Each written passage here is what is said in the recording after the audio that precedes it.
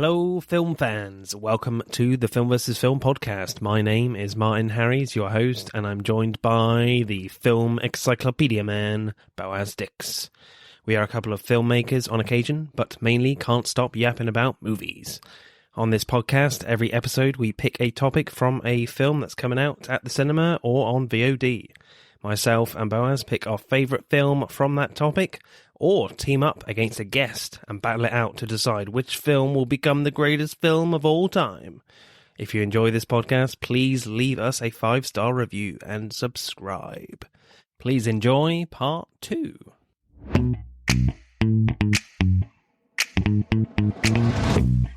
Alright then, Boaz, what is your pick for Paul Thomas Anderson films?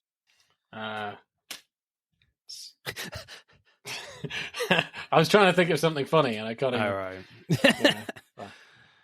Something about milkshakes. I'll say I'm an oil man. I think you'll agree. There will be blood. Yes. The Milkshake Man. Cool. Why did you pick this one? Why did I pick this? Because it's great. It's a really great film. Yeah. Mm. I think it's... I don't even remember how the hell I even heard of this film. But I kind of wanted it. I may have seen a trailer. I can't remember exactly, or a review. I think it was a review in Empire magazine a long time ago, and I got it for my birthday, as a birthday gift. And did you see the DVD case of this? It was a piece of crap. I really liked the film, but the DVD was awful. It was made of like cheap cardboard, and it's like, I've got it now. It's smushed. It's misshapen. You shouldn't have like a tiny like cardboard case. It was like really crap, but the film, oh man, it was made up for that, and I've always liked it. I've just always liked it. It always comes to me when people go, what's your favorite film? I always instinctively think of There Will Be Blood. Really? Yeah. I genuinely like it that much. I've really? When I did film studies in college, everybody brought their movie to analyze. It was only like 4 of us in the class that had took the class, and I picked There Will Be Blood, and we watched the film, and I did this huge bloody presentation on it, just really? All the themes and stuff. Yeah, I used to read loads of articles about it. Yeah. I'll just sit here and listen to you then. I'll just be a listener. I am genuinely in absolute adoration for this movie. Yeah. So, do you know a lot of about the time in this history? So not particularly about like oil barons in the 19th century. I don't know that much, but I think the themes of the film sort of transcend that. I don't think that's what this film is about. Even if you like watch it as a cursory glance, you watch through this film on the face of it, and if you're to explain it to somebody, it's an oil baron or whatever, up and coming oil producer, who learns about a well in some bloody backwater town, and he goes there, and it's very much to do with the oil business. And he meets, a priest there, and he just doesn't like him, and it's their kind of feud. If you kind of explain it like that, that is sort of what the film is, but that's not what it is at all. There are like heavier themes, I think, there that you don't really need to know about the time period or what they're doing. I think there are themes about family, religion, spirituality, capitalism, greed, capitalism is revenge, capitalism is a very strong thing in this. I also think religion is a huge one as well, because it is essentially these two men who exemplify these worldviews, and they're at each other's throats. Daniel Plainview is capitalism. He is capitalism incarnate, and Eli is kind of like this shifty preacher, and he's like a stand-in for religion. And I find that there are themes in this film, like almost like archetypes. It is kind of a story of meaning sort of hidden behind that. It's like when we were talking, because this came out about the same time as another film we've done, 2007, I think. Yeah, but another film we did on the Coen Brothers film, No Country for Old Men. No Country for Old Men. Yeah. So this came around about the same time of No Country for Old Men, and I remember it being compared quite frequently, quite consistently with No Country for Old Men. Like, the time period is different. Even what the film is about is, like, they couldn't be further, from that. But the fact that they're in, like, a sort of Western setting in America, and the fact that, you know, they're amazingly directed and written, but the fact that they do feel like themes as well. So it's like they were Western set, yet they do feel like this is a film that is beyond what it's talking about. Like when we were talking about No Country for Old Men, we were trying to get meaning of, maybe it was to do with death and you know, the inevitability of passing and stuff like that and growing old. But it does seem to be like a higher theme that is disguised as a smaller movie. This is very much in that same vein. Yeah, I think both films certainly like look and feel like a Western, but they're not really typical Westerns. They're not really all, Westerns. You know? Yeah. I think it's the fact that it's in the West, it's in but it's also the way it's shot and the way it sort of feels. It does feel like a neo-Western in look and feeling, but not in, you know, actual content, not what it actually is. But it does have that vibe of a Western. So what happens in There Will Be Blood? So, you know, as I said, if I were to just explain the film simply, it doesn't really get to the heart of what it's really about. But if I were to explain it simply, it's about Daniel Plainview, played by Daniel Day-Lewis. It's essentially a rise and fall story, as well as like a confrontation between two gigantic men. So Daniel Plainview is an oil man, and he hears from this... I am an oil man. I am an oil man. I'm sure that's one thing agree. I love about this film is I love doing the voice. Carry on. I love, he's got the greatest I drink voice. your milkshake. I drink it up. Yeah. I absolutely love doing impressions of his character. He's got the most badass, you know, great accent. Like I think it's one of my favorite, you know, Daniel Day-Lewis accents. I am the third revelation, Eli. I am the third revelation. yeah, renovation. But yeah, so if I were to explain it, it's like Daniel Day-Lewis plays Daniel Plainview. He's a kind of rag to riches oil tycoon. He came up from nothing. He now produces loads of oil. He gets a tip that there's a tiny village in the middle of nowhere that has oil under the property, So he makes a deal with this guy, Paul, gives him some money to learn of this place's location, goes there. And Paul's twin brother is... played by Paul Dano, Yeah, Paul, they're both played by Paul Dano.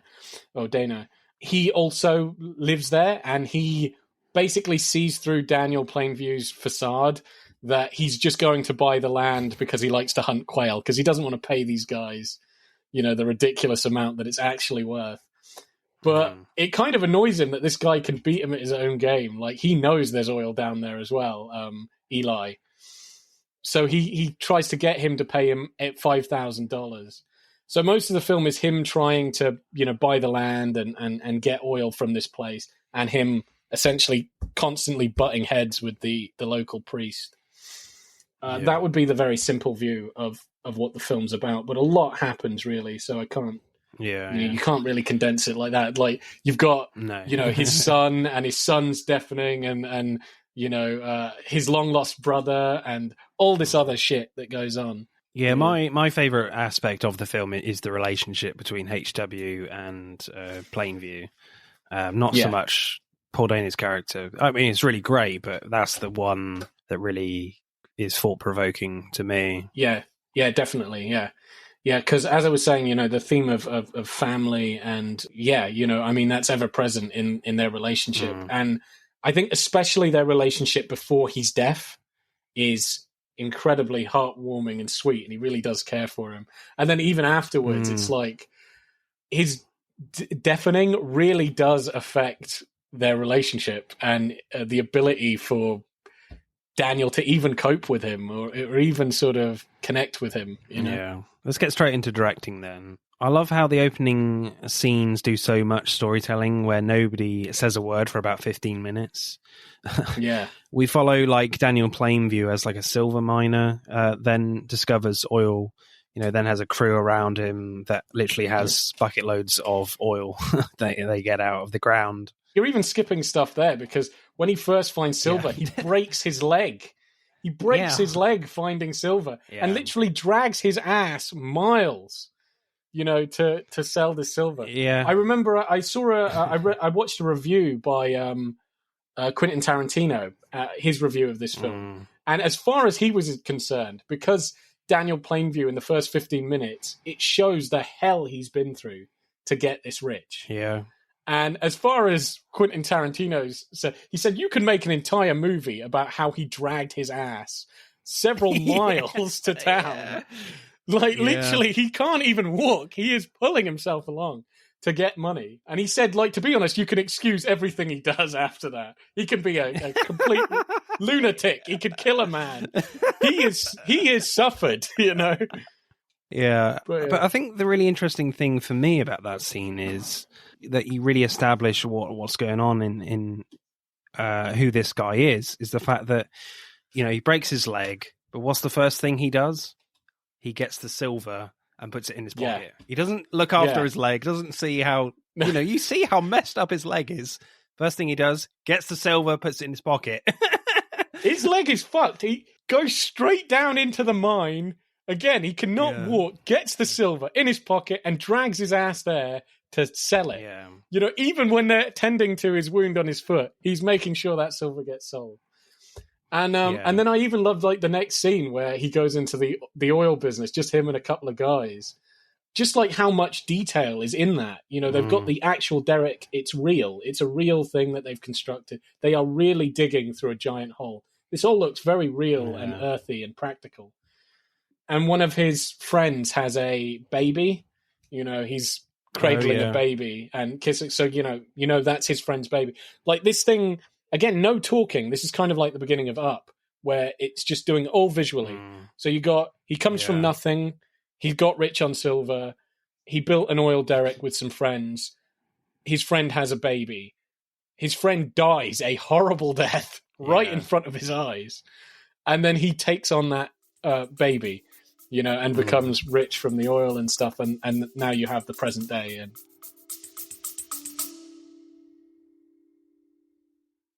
Hey, I'm James Lovino, and I'm here to tell you about Alternate Sides, a movie podcast with a twist. I've worked in the film business for 2 decades, but I haven't actually seen that many movies, and this has been driving my frequent collaborator, Sam, a self-confessed film snob, crazy. So every week, while he's stuck in his car trying to avoid getting a parking ticket, thanks to New York City's alternate side parking regulations, we discuss a classic film I've finally just gotten around to seeing. Alternate Sides, a new podcast about movies, parking, and a 25-year friendship, wherever you get your podcasts.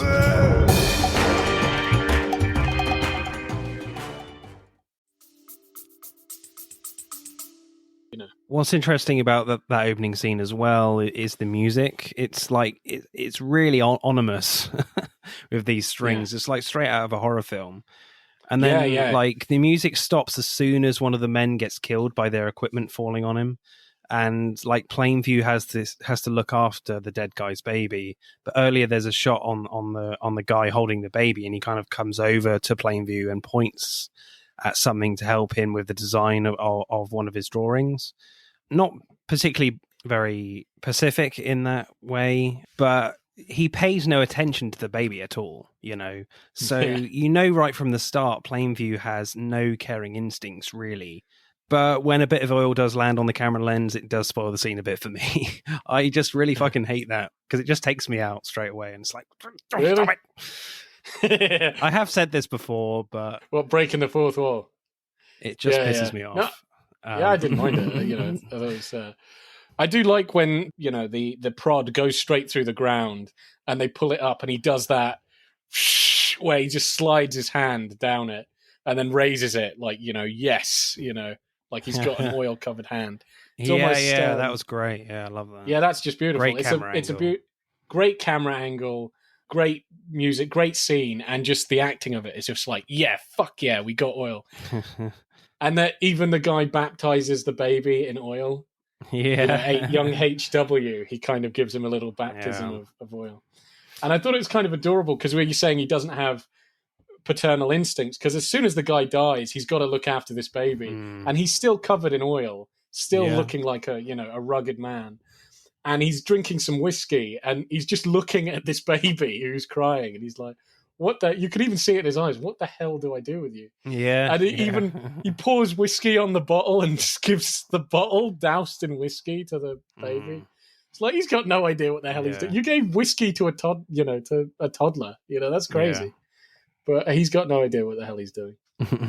And then it goes straight into his oil selling business, and I just think that's an incredible opening for a movie. Yeah. You get everything you need to know about this character. Yeah, definitely. Even when he goes to the place where he's like getting the check for the silver, he's just on the floor. Yeah. He doesn't go to like trying to get his leg sorted out first. Nope, I'm getting my money for the silver first. Fuck my leg. I'm getting my check. Away. Yeah. There's a really nice, really amazing quiet shot near the beginning where we see Paul Dano's character who plays twins in this. The shot starts on him talking to Plainview.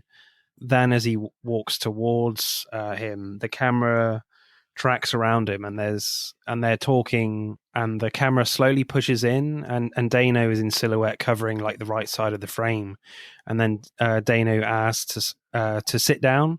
Then there's another character like at the table sat next to Plainview, Hamilton, played by Kieran Hines, and you're like, oh, he's talking to two people.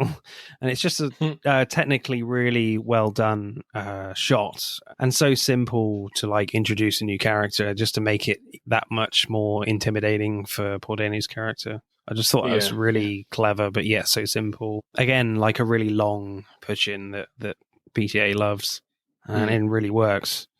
And then like a similar thing kind of happens just with cutting this time, when Mary is playing and running around the long table in Little Boston, and Plainview catches her and says, does your father still hit you? And she shakes her head. Plainview says, he better not, and I'll take care of you. No more hitting. Then cut to the reverse angle and you see her father right there across the table. Yeah. And it's like Plainview does not care who anybody is. No, he doesn't give a fuck. Yeah, I really do love that shot, because you think you don't even see him. It's just him and the daughter. And then I do love that. Just cut and like, He's right there. the guy's right Our there. own father. He doesn't care. He knows, It's kind of like Plainview. I think you can even say about his character, like what is said about John Wick. Like, he's a man of determination and sheer fucking will. Yeah. Like, whatever the hell he wants, or he just tells you how it is. He doesn't give a shit. He'll do it his way. There's another shock moment that happens out of the blue. Again, no suspense building, really, where the big drill bit falls down the shaft in Little Boston and just takes out the guy at the bottom like he was just a toothpick. That was like, whoa, that was bad. And and as soon as he's out of frame, the film cuts to another shot, and it's literally like a split-second shot of a guy getting crushed, which made me gasp out loud. I was like, shit, he ain't getting up. It was pretty full on. There's so many shots that I really really do like. Him going hunting, in Little Boston with his son. It's such a long take of them just going around shooting, but that just looks visually appealing. Even this like barren wasteland, whenever they just go around it just looks quite nice how he shoots it. I feel like PTA uses a lot of like long lenses to capture these vast landscapes, to kind of like trap these characters in the landscape, because there's a lot of scenes where like characters are just walking like forward and up in the shot, but then like they're not getting anywhere. Because the lens is so long. Do you know what I mean? There's there's several scenes like that, like they just can't escape this land. It's huge. I like stuff like that with where he goes to pick up HW after he's been sent back from boarding school, and he literally like walks up to the car that drops him off, but it's like it just does it that he walks away so far and then has this conversation with his with HW and brings him closer to the camera.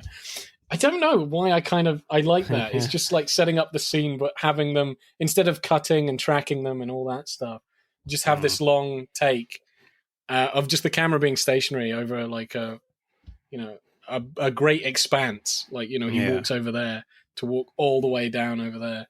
But yeah, you do get this feeling, they're just kind of trapped in this empty, trapped in an infinite empty land. Yeah. You got a favorite shot then? Yeah, I'm gonna name a couple of shots that I quite like, sure. Just randomly. So the derrick exploding, holy shit! That whole scene, that whole scene is phenomenal. And in my head, it's like the pièce de résistance of just, how it's done, how it's composed, the sound design of it, just everything. It's just incredible. And the music as well is amazing. The music is really insane. Aggressive score. Yeah, when that happens. It's kind of the same as the. It kind of starts the same way as like the starting track of this whole, all these strings, and it just sounds like, man, there's so much going on. It sounds like a swarm of locusts or whatever. But then it just gets more. It gets more and more and more as all this builds up. It builds up with more instruments and more. You're like, holy shit, this is like this turned into a full blown, performance. Salt piece. of sound. Well, yeah, you're just getting assaulted by sound while basically the world is on fire. Yeah, literally. It is. Yeah, it's just amazing, and I just love how that starts because it starts with like just this ominous silence, and it just pushes in. They're digging at the well. Just digging and the drill, and then all of a sudden the bloody thing shakes like hell, and the guy's like, "Oh my god!" and it just bang, just blows the damn roof off, and HW goes flying, and it does that thing where you hear buzzing like from his point of view, and then the shot that I really like, how it just introduces all this carnage, is one of the guys a shot face on of him, just one of the workers running for the derrick, and then it goes from behind him and literally. Bang, because he runs for quite some time. So you think you've got to, if this was all real, you've got to get this in one shot because he's running for some time, and then the derrick just like all of this oil is shooting out. It's fucking obliterated the thing. That is just incredible. And when it goes on fire as well, that's just amazing. I love the lens flaring at night, like really capturing the lens flare on the edges of the frame, and it feels like the film is going to ignite at any time. Yeah, basically, like it's just going to burn a hole through the screen. You can really feel the heat. yeah. I just love that whole scene. I think it's phenomenal. And then say even small things like the scene afterwards where Paul Sunday is being again quite. He doesn't pick his moments very well because he goes to demand the $5,000 like straight after this explosion. It's like Daniel is in no fucking mood to talk about money right now. But I love how he's walking and the spillage of all the oil from the other night with the explosion. And he's walking down, and you see like the oil slide, just loads of oil, and just how it reflects the sky. It looks like a giant mirror that he just walks down, and you just got this mirror of the sky, like reflected in this oil slide. It's simple stuff like that where you're like, man, that is composed really nice. That just looks really nice. And then of course Paul gets his absolute ass handed to him, which is very satisfying. Have some mud for lunch, Eli. Yeah. My favorite shot. There's a great shot after he kills the guy who pretended to be his brother. Plainview has a pickaxe and is marking out this guy's grave, and the camera like tracks the scene in the dirt with the body in line with it. And when the axe gets to his head, the dead guy's eyes are literally directly looking into the camera. It felt like with his tongue out, and it's quite a creepy shot. The acting from Daniel Day-Lewis as well is incredible as he's confronting this guy with a gun in his face before he kills him. His eye is like wide open, but his right eye is like partially in shadow, so it kind of makes Daniel Day-Lewis even scarier in that moment. It's like, whoa.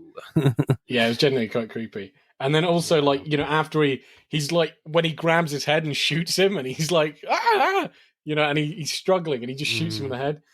But then it's not even one of these clean shots in the head, because he's still alive and dying. So, like, he's somehow shot him through the brain, but he's still alive and slowly dying.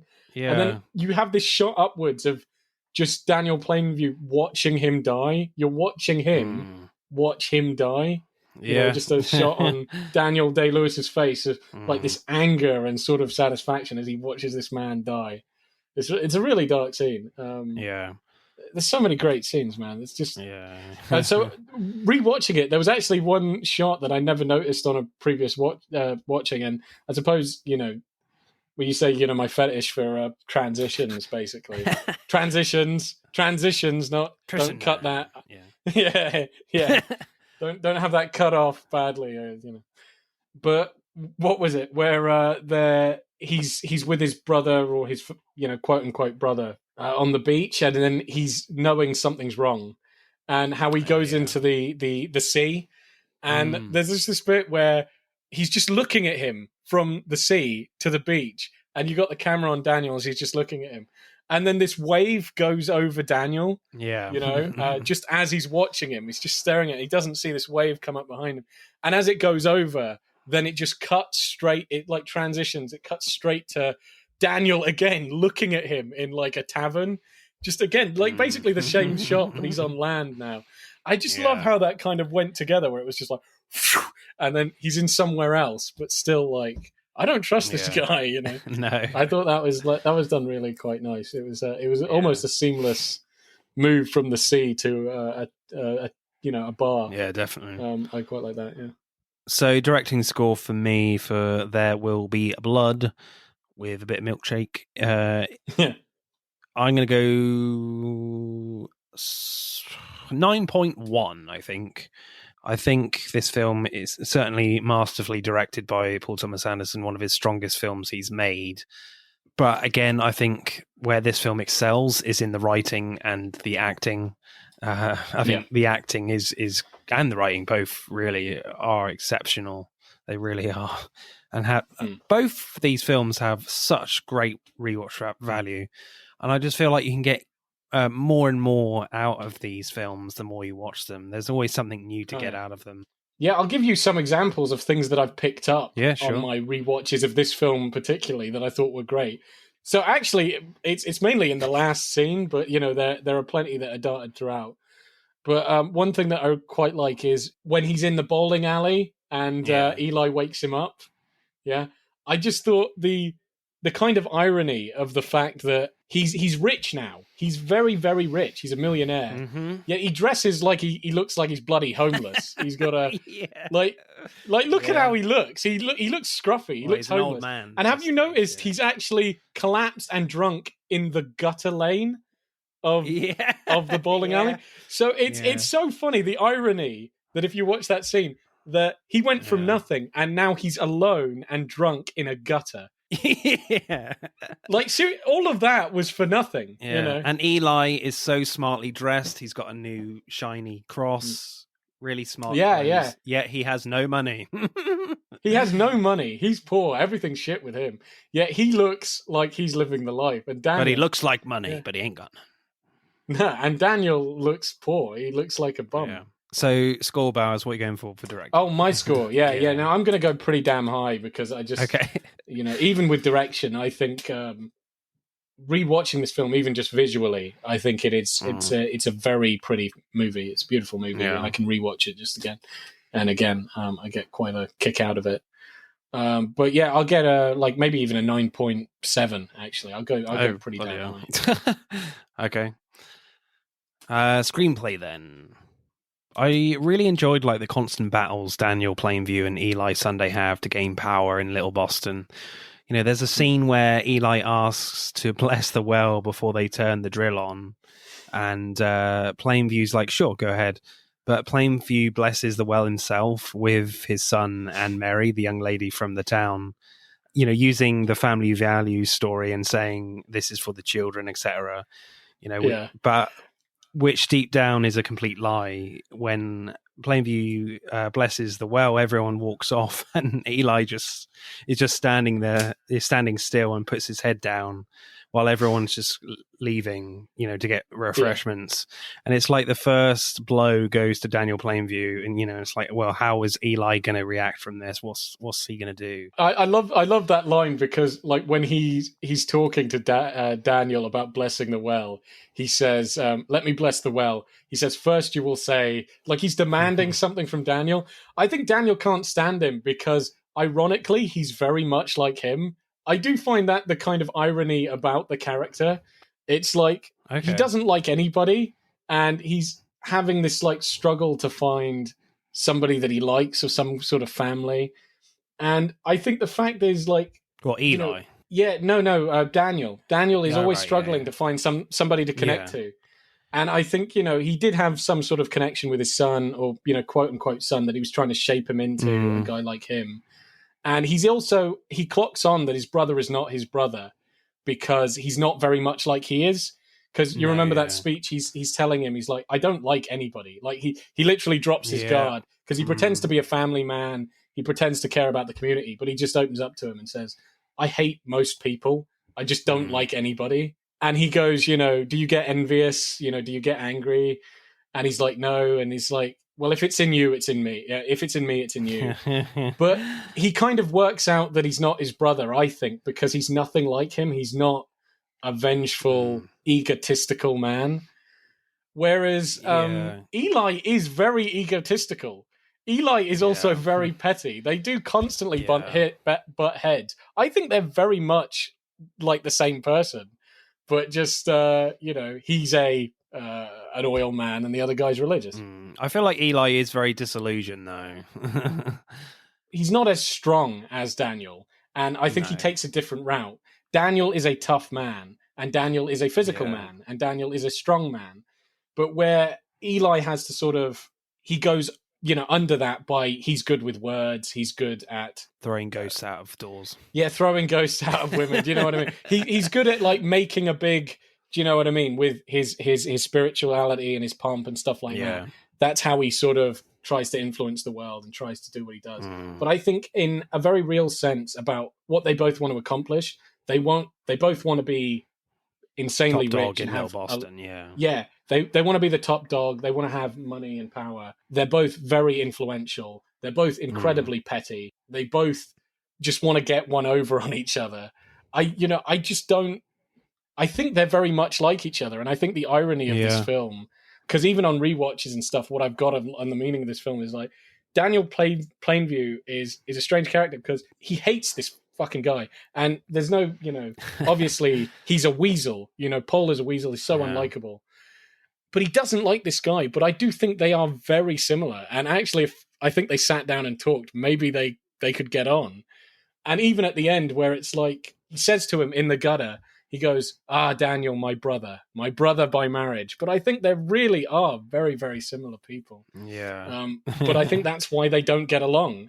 It's kind of the horrible irony of Daniel is he doesn't like anybody who isn't like him. But if he finds somebody like him, they're so competitive and so in his face, because that's what he's like, that he can't stand that either. I think he's kind of destined to be sort of alone. I feel like Daniel Plainview has worked out Eli from the start, pretty much. Like he's pretty untouchable from Plainview's point of view. You know, the only way Eli can really hurt him is through talk about his son. That's it. You know, other than that, even with that sermon scene, I just still feel like Daniel Plainview is in control in that scene, not Eli. I'll get into that in acting, but that's certainly a really interesting scene. But I find the failed relationship between Plainview and HW interesting when the drill hits an air pocket and started off with this like brilliant long push in from PTA going right in to the guy's glove. Then you see like the rope shake and then the whole well blows up and HW gets thrown backwards and loses his hearing. Hamilton and Plainview save him, and Plainview does take him back to his little room. But he says to him, you know, you're safe now, stay here. And Plainview helps a bit.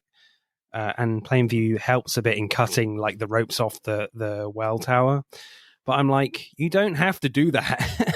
Let your men do this very dangerous work and be by the side of your son who's in pain. A lot of pain, but no, he's celebrating with Hamilton. You know, Hamilton just asks, "Is HW okay?" And Plainview simply says, "No, he isn't," and just stands there looking at the fire. But then, still in his oily clothes, he does try and comfort HW. And at this point, you do start to question where his loyalties really lie. Like, is it the oil or is it HW? Then the film like stealthily tells you that he does care for HW because he tries to fix his hearing by trying to send for a doctor and you know, he sends him off to a school to help him with his communication. But it still feels like he's doing this so he can help sell his services better. You know, I just feel there's always a sense that this relationship is false. But you know, there's always that question, even right at the end, does he love HW or not, you know? Yeah. I think, what was it? I don't even think Daniel Plainview knows if he really loves him.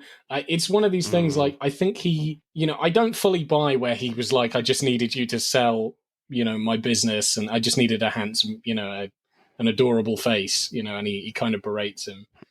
But I have a feeling with Daniel, he likes to be heard. He likes people to listen to him. He likes people to obey him. He likes people to just be submissive and do what he says and do it exactly how he says. And I think he's kind of rearing HW to be sort of like a perfect a student, for basically his demands and what he wants to shape him into. And I think when he kind of loses his hearing, it's almost like Daniel has lost a power over him.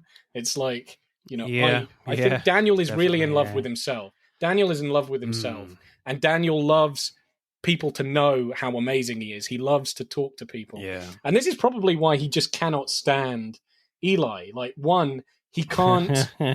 so with Eli, he can't get one over on Eli. He can't convince Eli to shut the fuck up and do what he wants to do. And another thing, Eli is also going counter to what Daniel does. So Daniel tries to get everybody to love him. He tries to get everybody to obey him. And then you see the first time he really takes notice at what Paul can do, because the first time he meets him, and he has this huge argument with him because he's not, he's talking about he wants $5,000 for the thing, and he's not taking his offer for Quail. He wasn't like tricked for that, and he doesn't like him there. And then you see another thing where Eli is trying to convert members of his drilling company to his religion, and you could see him just look at him, just like, revelation. What the fuck is this guy doing? What is this guy doing? Like, he's basically taking power away from Daniel. He's basically taking the hearts and minds of people that Daniel he wants to control. What is the third revelation anyway? I think it's just a made up thing for this thing. I suppose. Oh, okay. I suppose you just say like the first revelation might be like the Old Testament. Maybe the second one is the New Testament. Oh, okay. And then his is like a third, opening to that. A completion of that. That series, do you know what I mean? I think he's now a prophet for God. Yeah, he's a prophet for God, so he's like an addition to Moses gave the first one, Jesus gave the second one, Paul's given the third one. He's very up himself. Yes. Full of ghosts to throw out the window. I think another reason Daniel might not like him is because, unlike Daniel, Eli is kind of a hypocrite. Like, I think Daniel at least is being damn honest, He's I'm actually doing this. I'm actually helping people to get them to love me and to get money. And you are just selling nonsense. You are just lying. You're pretending you're better than me, but you're probably the same. Yeah, that's what I get in that final scene, definitely. And I think he essentially admits it, because for Eli to just say, because he wants money that badly, that, God doesn't exist, and he's shouting it out, I am a false prophet, God's a superstition. You think he's proved his point there. You're a piece of shit. You're just like me. You only care about money. You don't believe in all this nonsense. Yeah, I find the final scene on Plainview's own private bowling alley quite fascinating. Yes, there are amazing lines and incredible acting, but the writing of the scene is incredible too. Because before, Eli thought he humiliated Plainview during that sermon in Little Boston, but failed. Because Plainview was being true to himself. The third revelation had no influence on him and his beliefs. Only talk about his son could hurt him. But now Eli is seeking help from Plainview in his house on his turf. So Plainview tricks him by agreeing to drill in the Bandy Tract if he shouts out that he's a false prophet. I am a false prophet, and all that stuff. Then all of a sudden, as calm as you like, he just says, these areas have been drilled. Then what happens is quite funny when Plainview is literally lobbing bowling pins at him. Because Plainview is not pretending to be someone he's not, like Eli is. Eli is dressed all smart and has a new shiny cross, yet he has no money because of the 1929 crash. Plainview is brutally honest, smart man. He's a brutally honest, smart man, an absolute bastard, but smart and true to himself. That's why it's kind of funny, and you're kind of with him in the end, but at the same time, you do feel sorry for him because of the immense growth in capitalism that has made him become this way. Well, he's alienated everybody that could have ever formed an attachment to him, and sadly, even HW, his son. And again, he throws him away just because he wants to drill on his own, and it's not like, oh, I can feel good for you or anything. It's just, you're my competitor. Like, get the hell out of here. And when the film does jump 20 years, Daniel Plainview has achieved what he wanted. This is technically a success story for Daniel Plainview, even though he's a horrible character. He's got his big house. He's cut off from the world and people. That is what he wanted. So when HW comes to see him saying he's going to start his own business in Mexico, to Plainview, he feels like he's been completely betrayed by him and says like the truth to him that he's an orphan, and says, "You're killing my image of you as my son." And says later, "I took you for no other reason than I needed a sweet face to buy land." What he says is very much true. You see that's the case through watching the film. Even after seeing this horrible truth to HW, I feel like there is still love there for HW. The way he keeps repeating, "You're just a bastard from a basket. Bastard from a basket." He is very emotional when he's shouting that. Then we get like a flashback in Little Boston of them messing about, Plainview playing with his son almost. So even at the end, the question is still there. Was there love for HW or not, Yeah. Was he just using him to sell to buy land, or was there genuine love there? That question is still there at the end, which I quite like. Yeah. Some phenomenal lines in this film. "Listen, Paul, if I travel all the way up there and find that you've been lying to me, I'm going to find you. I'm going to take more than my money back. Is that all right with you?" Yeah. I do like that, because you get this because I just I like how Daniel sort of puts himself across to the public and to everybody else as he's this kind of almost fatherly, figure, and he'll get everything sorted, and he's like the voice of God. You listen to him. He's very polite. He's very polite, very, very polite, very aggressive but polite. Yeah, but he says he says what he's going to do. He's very charming and other stuff. And this is the kind of first inkling you get that he is a very vengeful man. Don't fuck him off, because he can switch it off, and he will kill you. Yeah. He will flat out kill you, and he can drop that charm, and he can bloody murder you if you're getting in the way. And I like how he does that very subtly. Of I'm going to find you, and I'll take more than my money back. And you're like, wow, that's quite intimidating. But then later lines where he's just kind of he's a lot more in your face about it. "Can everything around here be got?" "Sure." Yeah. "Like I said, go east, because there's nothing out there." To his rival oil men. I like the threat scene, because he really dials it up a notch, where he kind of sends HW away to some boarding house because he can't deal with him. That guy wants to buy up the oil. His oil. Yeah. So there's Telford, and they're offering him $1 million and stuff, and he goes, "Well, we can make you rich overnight." And he's like, "Well, what will I do with myself?" He's like, "Are you serious?" He goes, "I'm asking you, what will I do with myself?" And he's like, "You could take care of your son." And he keeps bringing it up, and you can tell he's really pissing him off. He's like, and I just love the threat of, they're just talking, and he just goes, "Do you know what? I'm going to find wherever you're sleeping, wherever you are, and I'm going to come into your room, and I'm going to slit your throat." It's just out of nowhere. Yeah. He's like, "What?" He's like, you don't tell you're going to slit my throat. And he's like, "You'll see what I do." He's like, you're really believing him. He's going to cut this fucker's throat. "What are you looking so miserable about? There's a whole ocean of oil under our feet." "I want no one else to succeed. I hate most people. I can't keep doing this on my own with these people." And it just laughs. And of course, "I am the third revelation. I drink your milkshake." Well, I think my favorite one is just a beautifully written insult It's so fucking funny. Again, in that last scene, Plainview says to Eli, "You're just the afterbirth, Eli. That slivered out of your mother's filth. You should have put you in a glass jar on the mantelpiece." Yeah. Where were you, poor Eli, when Paul was suckling on his mother's teat, being nursed by one of Bandy's sows? Yeah. He's just really, really mean. And then I like it at the end. Like, he's like, "Don't bully me, Daniel." He grabs him and he's like, "Ah," and he fucking murders him. You know, like, bully you, I'll kill you. Yeah, it is funny. I think it is intentionally funny, you know. Yeah. You got a favourite line then? I think the most iconic line is probably my favourite of, "It's called drainage, Eli. See, if you have a milkshake, and I have a milkshake, and I have a straw, and my straw stretches across the room and starts to drink your milkshake, I drink your milkshake." Drainage! Drainage!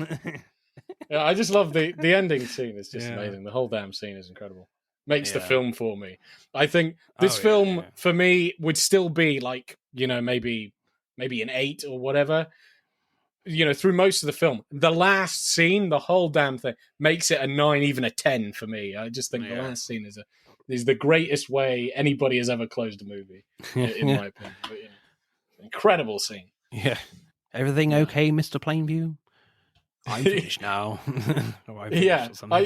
I'm finished. And I love that line, because to me it's like he's finished handling his business. Like, he's finally got his revenge against that sniveling bastard. And he's done what he said he would do, because you know where he's saying, like, "I told you I'd eat you up." What I found is actually when he's saying that and he's throwing bowling pins, the composition of that shot, the look of that shot is almost identical to where, you know, he was in front of the church congregation. It's done like that same thing. And where he was being slapped around by Paul. And after his slapping, he shook Paul's hand and he whispered something in his ear. He must have whispered, like, "I will eat you," you know, because he's saying, like, told you I would eat you," in the same composition of shot. Told you I'd eat you up. And do you know another thing? Because I was saying you can get so much from rewatches and listening to other people. But when Paul is telling him about Bandy's track, do you know what he's eating? No. Lamb. Oh, yeah. Yeah, I just think that's really funny, because, you know, this guy he's, you know, a lamb of God and all this shit. And he's even saying, like, "I drink the blood of lamb from Bandy's track." And he was talking about how he'll eat him up. I think it just ties in the symbolism there. Yeah. Like, he's literally listening to him talk and sort of symbolically eating him right in front of him. Yeah. I think if there is a criticism, I think when we get to Henry, the guy who pretends to be Henry Plainview, it does lose a little bit of momentum. Not much at all. You kind of lose the presence of Eli a bit and their battle, but that's just a minor criticism. So I'll go like a 9.7, I think, for screenplay. Yeah, do you know what? I think I'll go probably the same height, 9.7. I do kind of agree. I do like, you know, the introduction of Henry. I think Henry, even the actor, is pretty good. I don't think he's quite on the same level with, you know, as I said, Daniel Day-Lewis and Paul Dano, and I do miss their sparring matches, and it does kind of, you know, I do agree with you there, but I think he is an interesting character to include, and that's a... I also find it interesting, did you, that scene, because I've been thinking about this long and hard, why the hell HW tried to set him on fire? You know, remember when he came... Well, he looks when he arrived through the guy's diary. Yeah. And there's a picture of a woman. Yeah. I think he must have, as he was flicking through his stuff, he knew that this wasn't his brother. You know, this wasn't Daniel's brother. And if you think about it, this is... he can't communicate this with Daniel, that this guy is going to, you know, he's betraying him. He's not your brother. And I think his kind of batshit response of trying to burn him alive, I have a feeling he must have got that sort of notion from Daniel. Daniel is a very vengeful man, you know, and he's been raising him his whole life. That is kind of an insane thing to do. I think that gives you insight into Daniel. Like, if someone fucks him over, he is probably going to kill him. So I think his son was probably like, "This guy's betraying my dad. I can't communicate with my dad. I'll just kill him," because I guess that's what my dad would do. And that's what he does, you know, when he finds out, he just shoots him. But for me, like the acting is equally as good as Oh, the yeah. screenplay. It's Yeah, really definitely. a masterclass. And of course, Daniel Day-Lewis won an Oscar for this film, and I don't think anyone really came close to taking this Oscar away from him in this film. Yeah, I love the first conversation Daniel Day-Lewis has with Eli, Paul Dano's character, at the dinner table, and Plainview is trying to like keep the conversation with the weary old Mr. Sunday.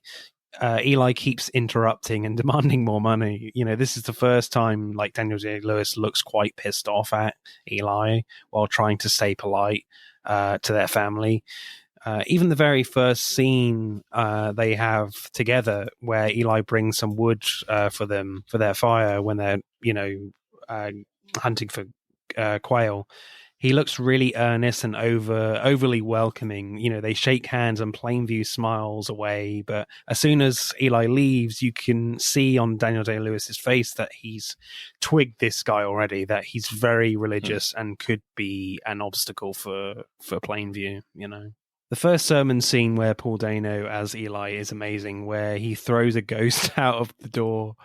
Is quite something to watch. He starts off being like incredibly calm, like we've seen before. Then his performance gets bigger and bigger and bigger. By the time he gets to the door, it does become funny for me. It's just yeah. But I thought it's it was intentional. hilarious. It really is intentional. Yeah, I think it was intentional as well. I think it's going just how sort of over the top and absurd his sort of, you know, ministry is, and how he's sort of, you know, trying to get attention. It's like this whole dramatis performance, you know. And it's so, I think it's so intentionally ridiculous. And I think Daniel knows it's ridiculous, and he cannot believe people are falling for this, that they love him for this craziness. It's like, just doesn't like it. Then you get this great close-up shot on Daniel Day-Lewis, who's sitting in on the sermon. He's like, well, this is awkward. He looks so uncomfortable, but still trying to look calm. I love both Paul Dano and Daniel Day-Lewis's performance, because I think they're both scary as each other. And I love the scene where Eli walks past a pool of oil and comes to see Daniel Plainview. And before Eli can finish his sentence, Plainview just slaps him and drags him through the mud and literally tries to put mud in his mouth. No way is that scripted. He's like, surprise, Paul, here's your lunch for the day. But Daniel Day-Lewis is really menacing. But I love Daniel Day-Lewis's reaction, because he is literally dragging him. It's so aggressive and literally like throwing mud. But when Paul like tries to push him back, and Daniel just laughs it off. He's like, "Whoa!" like that, and he's like, "Fucking hell, okay." See how this is. Like, he's got some fight in him after all. Yeah. Just the way he acts, that is brilliant. But Daniel Day-Lewis is really menacing, because as Eli is approaching, Daniel is looking directly at Eli. As he's approaching, and he's standing like deathly still and completely ignoring the people next to him. And then the next scene at the Sunday dinner table, Eli does pretty much the same thing to Abel, his father. Abel, he's so calm, calling him stupid. You're a stupid old man. Then all of a sudden he just gets on the table and starts beating on his father, like grabbing his face, and he's all covered in dry mud. Two very similar scenes of aggression, but very different tones for each character. Yeah, definitely. Yeah. Eli and Plainview. Yeah, because I think even like what they emphasize is like Daniel, he has the very physical, very temporal sort of power, you know, very sort of masculine energy. And, you know, he is threatening, you know, he's going to bury him. He's going to kill him, you know. It's very it's very real. It's very physical, material. You know, I am literally going to bury you, you know, with my bare hands. Whereas the same scene with Eli, he invokes God, you know, he's like, God does not defend stupid men. Like, you know what I mean? He's much weaker, but he has like, you know, the idea of God on his side. Do you know what I mean? Like, God is going to fucking deal with you, Abel. You're so stupid. And, you know, just, how they kind of deal with it is very sort of different. You know, he's, it is almost like, you know, as I said, Daniel is the very kind of real physical man, whereas Eli is the more spiritual man. And you see how they kind of handle basically the same situations, but just kind of differently, you know. Yeah, very differently. Whereas, you know, as I said, Eli is much weaker, so he needs to kind of rely on threats of hell. Whereas Daniel, he can physically beat you to a pulp. You know? He doesn't need to rely on any threat. He can literally kill you. I absolutely love the scene in the church where Plainview has to be blessed by God to buy up the rest of the land so he can build his pipeline through it. Well, I was going to say I love his scene. I love the scene even before that where he's talking to William Bandy, and Bandy's like, "God has told me what you must do. You must be, you know, if he wants his track, he needs to be blessed at the Church of the Third Revelation." And you could see the horror on Daniel's face. Really? Do I have I love how he's like, "I'll pay you $3,000." Yeah. And then he's even like, 5,000. No, you will be blessed. 5,000. It's so funny. He's offering him 5,000. This is all that Eli wanted. Eli wanted 5,000, and he doesn't want to give him 5,000. Yet he's willing to give this old bugger 5,000 so he doesn't have to meet Eli. You know? He hates him that much. But in the blessing scene, it's the one scene where Daniel Plainview is vulnerable, and it's at like the spiritual mercy, shall we say, of Eli. And you're like, Eli is going to win this particular battle this time. You know, Daniel Day-Lewis begins looking really embarrassed. He doesn't say the words with much conviction. But when he's forced to say, "I've abandoned my child," he really goes for it. You know, "I've abandoned my child." You know, like maybe he really did care for his adopted son. But what's really interesting later in the scene is Eli slaps him. And it's like Plainview is goading him on to keep slapping him and make Eli's performance even bigger, because it's like, only talk about his son can really hurt him. You can say anything else, I don't give a shit. You know, I can take it. Yeah. As I was saying, like, they're very different characters in the fact of just like, as I said, just actual will and actual strength. Because Daniel, like, when he manhandled Eli before, he beat the hell out of him, you know? Yeah. And here is Eli giving it all he has, slapping him, and he is barely even affecting Daniel. Yeah. Daniel's smiling. I love also, like, that Daniel is going, like, "Show me the Lord, Eli." There he is, you know? He just doesn't give a fuck. He's like, "Come on, then, Eli." Yeah, so you're kind of like laughing with Plainview at Eli's ridiculous performance. Then when people start singing... "There's power in the blood," then Plainview says, "There's a pipeline." As the next verse, it's actually quite funny. Then when they're all done, like, Eli looks absolutely disgusted, like, and shocked, like, this has not worked. You know, I have lost this battle. Yeah. Do you know, actually, there was another thing I realized with the script. I'm just going to veer onto it a little bit. Yeah, sure. But like their names I think are quite funny. So, like, you know, Daniel Plainview, I mean, you know, straight up his name, Plainview, and he even talks about, like, how he's plain speaking, you know, so that kind of reflects his name. But even when he talks to Henry, and he just gets just his utter contempt for mankind and just for everybody that's, like lesser than him, or even, like, who are like him, where he's just like, "I see the worst in people, Henry. I don't need to look past seeing them to get all I need." So he's very, you know, black and white, and he is very plain. He has got a, you know. And then I like Eli because, what was it? Daniel thinks he's full of shit. You know, he doesn't believe what he's preaching. And his name, like Eli, it's an anagram of lie. Have you noticed that? Yeah. You know, I just like LIE is in his name. Yeah. So Lie is his name. He's a liar, you know. And I kind of like that. I think in my, you know, headcanon, Paul Thomas Anderson picked those names deliberately. He's like, that is what these characters are. This is a liar. This is a guy who is a very sort of straightforward man. I think the only other scene I liked with Daniel Day-Lewis, certainly in terms of a humor point of view, is when he's in the restaurant and he just puts a napkin on his face and just takes the piss out of Telford, who sat at the table next to him with all his men, being actually quite rude, like talking about Plainview when he's just right there on the next table. Yeah, he's right next to him. Yeah. Then when he comes over to Telford's table, he's so intimidating that something bad could happen. It doesn't, but still, what a performance. Yeah, you feel it. You feel it definitely could. But yeah, I like him because he goes up there and he's like, look over there. What do you see? That's my son. That's He's my with son. me, Yeah, that's my son. And he's just like, don't tell me. Don't tell me how to raise my family. Yeah, and then I like how he goes like, "You look like You a know what I fool." said. Do you remember that? Where he's like, "You look like a fool, don't you, Tilford?" Like he really emphasizes it. And then Tilford is like, yeah, like he's stuttering. You're like, yes, Daniel. And he's like, yes. Like he imitates him. I'm like, yes.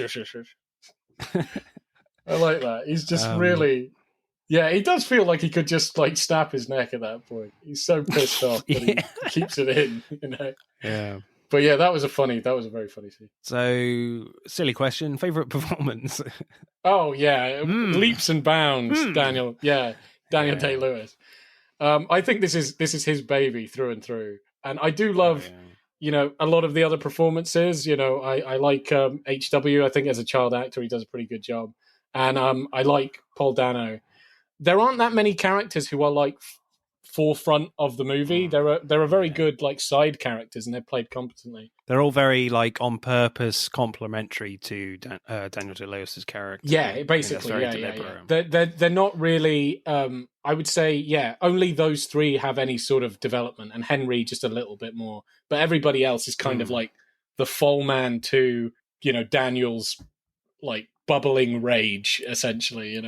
Just like they're kind of obstacles for him to overcome. And he does so tremendously, Yeah. Acting score for me, I'm going to go 9.8 for me. I think I'm not sure you can get better acting in this film. I think just 2 point decimals off because the other performances are kind of just there to complement Daniel Plainview. So, I would say if you're talking about they're basically there to set Daniel Day-Lewis up. Do you know what I mean? It's like you would say the straight man and the actual comic. It's not that they're not both on the same footing. They are setting up Daniel. They are there to basically get the best out of Daniel Day-Lewis, and he goes full on like almost all the time. Whether it's to be emotional or intimidating or flat out, sad or rage filled. And he's just so good in this film. Like he does act his bloody little heart out, very compelling to just watch him. Without the acting, I still would quite like this film, but I don't think I would like it anywhere near as much. Like it's hypnotic because of Daniel Day-Lewis. He's like, he is the film really. So maybe I'll go with the same with you. I reckon. I'll go 9.8. So let's add up the scores then for There Will Be Milkshakes. I mean blood. So There Will Be Blood gets a whopping 57.8, which I think is probably the highest score we've ever given a film. But I'm not sure you can beat. There are not many films that can beat this film, I don't think. There Will Be Blood wins this week over Phantom Thread. I would still very much recommend you watch Phantom Thread. It is an excellent film. Yeah, true. Great performances, great script. Absolutely. I completely agree. Because I mean, we've sung its praises, and I don't think you should disregard a film because it lost quote unquote lost the competition. It's an incredibly good movie. Yeah. So in the next episode in 2 weeks, not next week, in 2 weeks, we're going to have a look at Cyrano, the Peter Dinklage musical, which will be out in cinemas across the world, and we'll be having a look at Joe Wright films, the director of that film. So we'll be picking Joe Wright films.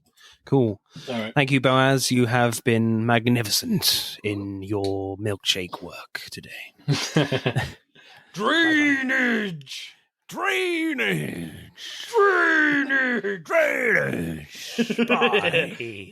You're turning into Batman there. Drainage. I'm not sure we'll be able to understand Robert Pattinson's Batman, to be fair. Sorry? I think he's taking it a bit too far and is doing an actual impression of a bat. So... Yeah, I would love it if he drinks a milkshake in that film. That would be like, this is... That would be brilliant, yeah. With a giant straw. Literally across Gotham. Get the bat straw, Alfred. No milkshakes for you, Catwoman. They're all mine. Yeah. Bye-bye. Bye-bye. That's it for part 2. Thank you for listening. We hope you enjoyed it. Check out part 1 if you haven't done so already. But don't stop there. Get involved and tell us what your favourite films are relating to the episodes. Send us a DM or comment on Instagram and TikTok at Film vs. Film Podcast, for Twitter at FVF_podcast. If you do, we'll give you a shout out on the next episode. If you're feeling really generous, you can buy us a one-off coffee at our Buy Me a Coffee account. Remember, please leave us a 5-star review and subscribe. Pod signing off.